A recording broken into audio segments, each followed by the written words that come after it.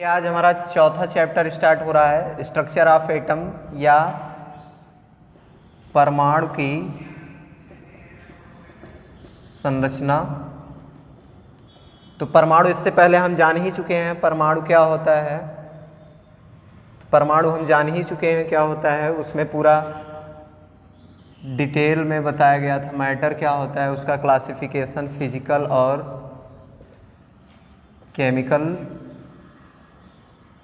Chemical में भी 3 भागों में डिवाइड किया गया था, solid, liquid and gas.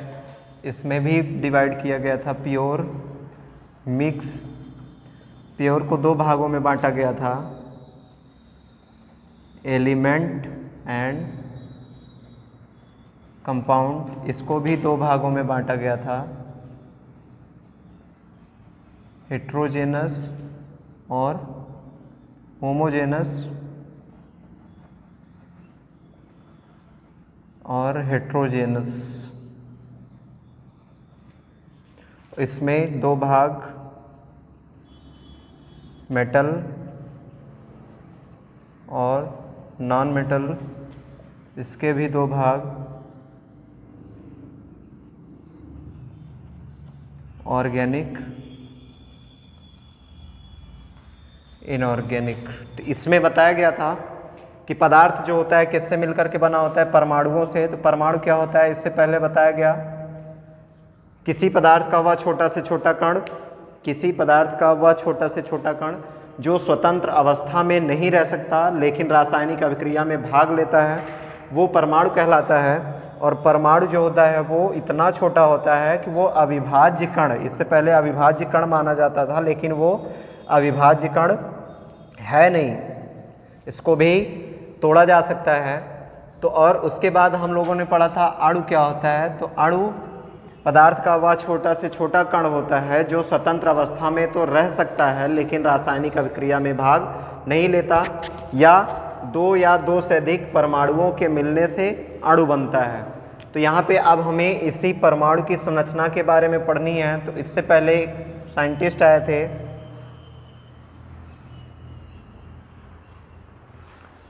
Dalton ने कहा था कि ये जो परमाणु होता है अति सूक्ष्म अविभाज्य कण है।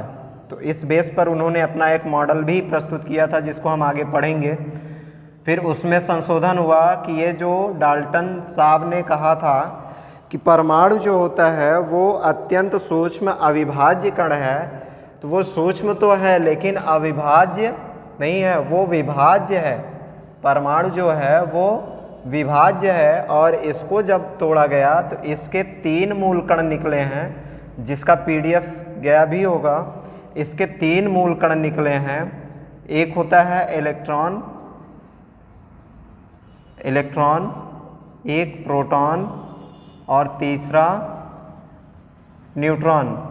ठीक है, ये 3 मूल कण होते हैं जिन पर अलग अलग आवेश होता है। ये इलेक्ट्रॉन पर ऋण आवेश, प्रोटॉन पर धन आवेश, न्यूट्रॉन पर कोई आवेश नहीं होता। तो इस संरचना के लिए डाल्टन ने एक परमाणु सिद्धांत प्रस्तुत किया, एक परमाणु मॉडल प्रस्तुत किया। देखिए,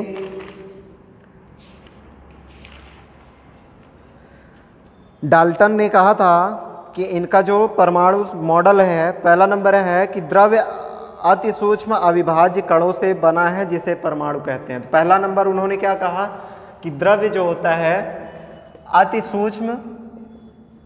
सूक्ष्म अविभाज्य कण है। डाल्टन ने कहा कि परमाणु अति सूक्ष्म अविभाज्य कण है जिसका विभाजन नहीं किया जा सकता। दूसरा नंबर उन्होंने कहा परमाणु ही द्रव्य का मूल कण है। तो परमाणु ही द्रव्य का मूल कण है। तीसरा नंबर उन्होंने कहा कि एक तत्व के सभी परमाणु गुण, द्रव्यमान, आकार आदि गुणों में समान होते हैं। जैसे यहाँ पे अगर O2 की बात करें, ये O2 एक अणु है, इसके जितने भी परमाणु हैं तो 2 परमाणु है, दोनों का गुण, आकार, आकृति, सभी चीज़ें इसकी क्या होंगी, समान होंगी। अगला नंबर, चौथा नंबर, उन्होंने कहा था कि विभिन्न तत्वों के परमाणु गुणों में एक दूसरे से भिन्न होते हैं। जैसे यहाँ पे अगर N2 और O2 की बात करें तो ये दोनों आकार, आकृति, द्रव्यमान और इनकी जो आकार, आकृति, द्रव्यमान और इनका जो गुण होता है, विभिन्न तत्वों के परमाणुओं के गुणधर्म उनसे डिफरेंस होता है, एक दूसरे से अलग होता है। पांचवा नंबर कहा था उन्होंने कि परमाणु, प्रत्येक तत्व का एक निश्चित परमाणु भार होता है, परमाणु भार तत्व का मूल लक्षण। तो यहाँ पे उन्होंने क्या कहा, परमाणु भार तत्व का मूल लक्षण है, तत्व का मूल लक्षण है परमाणु भार। अगला नंबर उन्होंने कहा कि परमाणु ना तो उत्पन्न किया जा सकता है और ना ही विभाजित किया जा सकता है। तो ये डाल्टन ने कहा, लेकिन उनके इस परमाणु मॉडल में, कुछ परमाणु सिद्धांत में कुछ कमियां रही हैं। जैसे पहला नंबर की कमी थी कि उन्होंने कहा कि परमाणु अविभाज्य है, लेकिन परमाणु क्या है, अभी हमने बताया वो विभाज्य है और इसके 3 मूल कण होते हैं। तो पहली कमी। दूसरी कमी क्या थी, या दूसरा संशोधन उनके मॉडल में जो किया गया, एक तत्व के परमाणु भिन्न भिन्न परमाणु भार वाले हो सकते हैं। तो उन्होंने कहा था कि एक ही तत्व के जो परमाणु होते हैं, एक ही तत्व का जो परमाणु होगा, जैसे अभी हमने यहाँ पे एग्जाम्पल के तौर पर लिया था, O2 जो होता है वो, इसके जो परमाणु होते हैं वो एक समान, एक भार के गुणों में समान होंगे। लेकिन ये भी बात उनकी थोड़ी सी गलत साबित हुई, और एक ही तत्व का जो परमाणु होता है विभिन्न द्रव्यमान वाला हो सकता है, विभिन्न परमाणु भार वाला हो सकता है। जैसे यहाँ पे 1H1 की बात करें, 1H2 की बात करें और 1H3 की बात करें, तो इसमें हम आगे पढ़ेंगे परमाणु क्रमांक क्या होता है और द्रव्यमान संख्या क्या होती है। परमाणु क्रमांक क्या होता है और द्रव्यमान संख्या क्या होती है। तो चलिए पहले इसे क्लियर कर देते हैं, तब ये सारी बातें समझ में आएंगी। तो ये जो बीच का भाग होता है, तो पहले इसको स्ट्रक्चर समझ लेते हैं। बीच का जो भाग होता है ये न्यूक्लियस कहलाता है, ये न्यूक्लियस कहलाता है, या कहलाएगा ये नाभिक।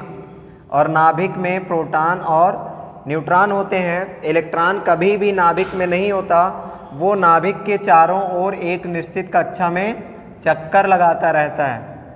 इलेक्ट्रॉन नाभिक के चारों ओर एक निश्चित कक्षा में चक्कर लगाता रहता है। नाभिक में सिर्फ और सिर्फ प्रोटॉन और न्यूट्रॉन होते हैं।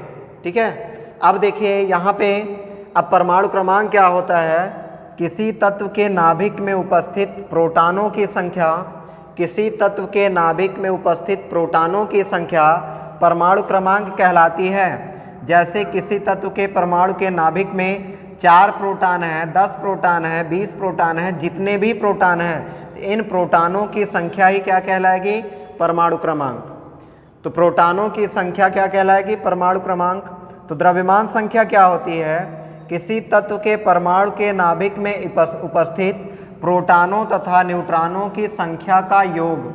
किसी तत्व के परमाणु के नाभिक में उपस्थित प्रोटॉनों तथा न्यूट्रॉनों की संख्या का योग क्या कहलाएगी, परमाणु भार कहलाएगी या द्रव्यमान संख्या कहलाएगी। तो यहाँ पे द्रव्यमान संख्या बराबर कुल प्रोटॉनों की संख्या, कुल प्रोटॉनों की संख्या प्लस कुल न्यूट्रॉनों की संख्या। परमाणु क्रमांक बराबर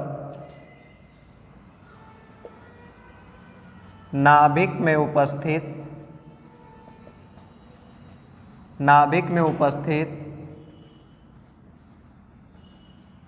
कुल प्रोटॉनों की संख्या।